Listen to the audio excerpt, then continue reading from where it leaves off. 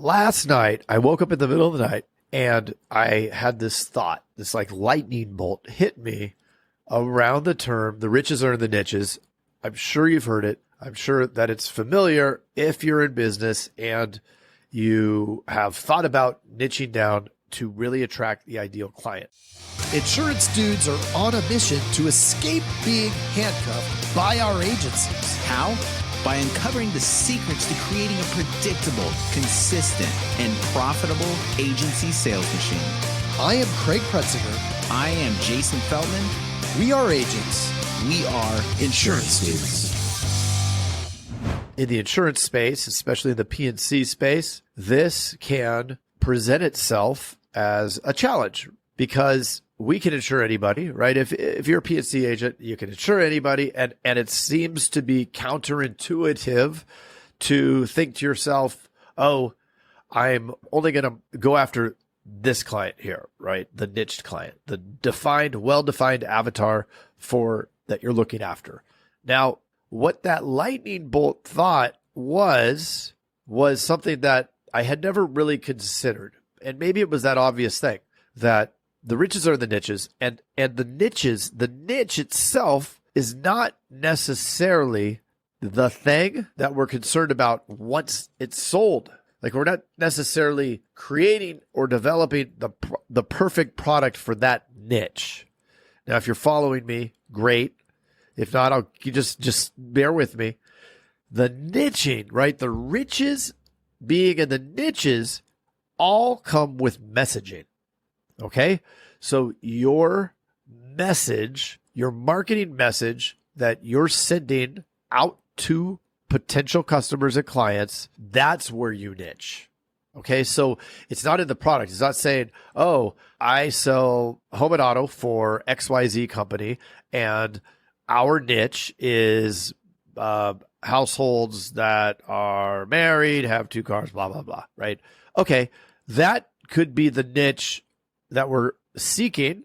But what I think gets lost in the whole thing is considering the message that we need to say in order to attract that subset, that group. So let me use an example, and I'll use an example from our Teledudes company, from Teledudes. Like how that's niched, right? Or how you could niche it, right? And in fact, we haven't been fantastic at this component, and it's something that we're going to look at, right? Because we want to attract the right client that is going to be the best client for our ecosystem, and it's going to help elevate that ecosystem, especially if you're doing B2B sales. So a lot of agents have other businesses that they do because they get bored with what they're doing at the agency, figure out a way to make it run kind of on its own, and then they go do something else, which is what we've done. And so on the side, we're helping other agents, right? But in theory, we can help any agent. I mean, the telefunnel could work for anybody, but is it going to work if we just say, get the telefunnel, it's going to close all your leads, right? So first we have to figure out, number one, you want to find out your idea. What do you like to do, right? If we're talking insurance and we're selling insurance, great. You're going to think about that and you must love it. If you don't love it, then what are you doing? But that's the first concept. Second thing is to identify who would be a good niche for your product. So using the Teledudes example, we could niche and say, oh, we want to go after, here, let me give you examples of too broad to great for our messaging. Remember, it's for our messaging. So we could do insurance agents, a little broad, right?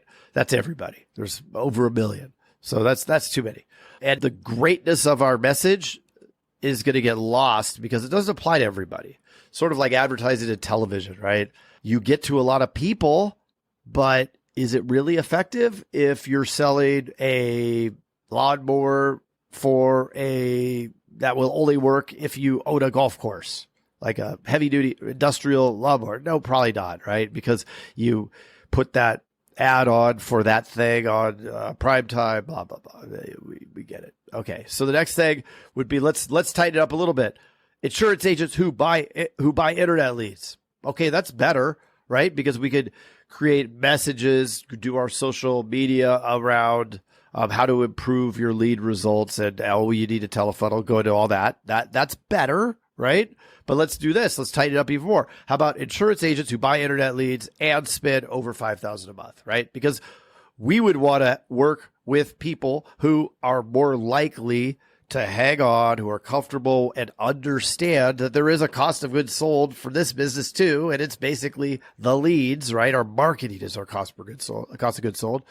But that's still not good enough. We can always go deeper. Well, eventually you get to the point where you can't, but let's go deeper. So how about insurance agents who understand internet leads, spend $5,000 a month, and have a sales team who are only doing quotes, not doing the prospecting. Why? Because the telefunnel, to be executed properly, you need telemarketers, and that's the whole point, is having those callers calling the leads, then to make that contact. So now when our messaging is targeting is speaking to that person, it's much more effective because they already get it. Let's go back a little. Let's take it even deeper. We could do that. Insurance agents who understand internet leads, spend greater than $5,000 a month on marketing, have a sales team, want to scale, understand the mechanics of the telefunnel, and are a farmer's agent. How about that?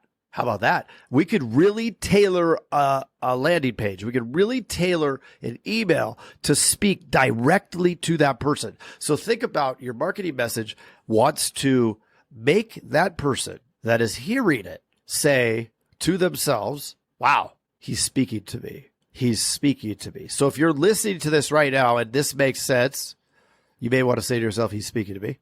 If you're an agent who's listening to this and trying to improve your agency, this will apply. Now, let's apply it to your message.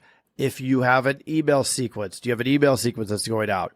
Do you have a script? What's in the script? That's how we're going to affect our messaging, is our scripting, right? Because when we're talking to a consumer, it's going to be a little bit different, but we're still going to function with the avatar in mind, who we're looking for, and why it helps them, and we're going to be better prepared. So that, my friends, is a little bit of a gander into the riches in the niches. I hope that helped. I hope you're thinking about that. If you want more, of course, and you haven't been on our YouTubes, go over to the YouTubes. You could also go over to the Facebooks, and you could also check out, I guess there's an Instagram too. But we'd love to have you follow, listen to the podcast. Thanks for listening. We will chat soon.